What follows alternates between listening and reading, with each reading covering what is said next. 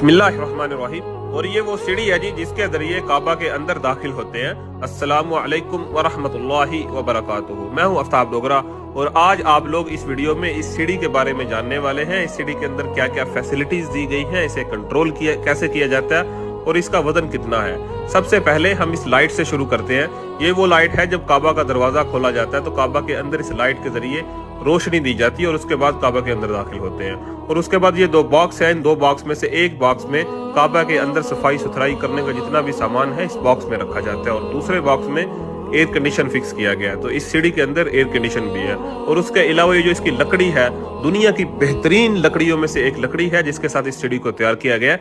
और ये जो सीढ़ी है टोटली रिमोट कंट्रोल है। आप देख रहे हैं हमारे एक भाई ऊपर खड़े हैं, उनके हाथ में सारा इसका कंट्रोल है। और इस सीढ़ी का जो वजन है 6.5 टन इसका वजन है। बहुत ही मालूमाती वीडियो है। अगर आप लोगों को पसंद आई है ज्यादा से ज्यादा शेयर कीजिए। जज़ाकल्लाह।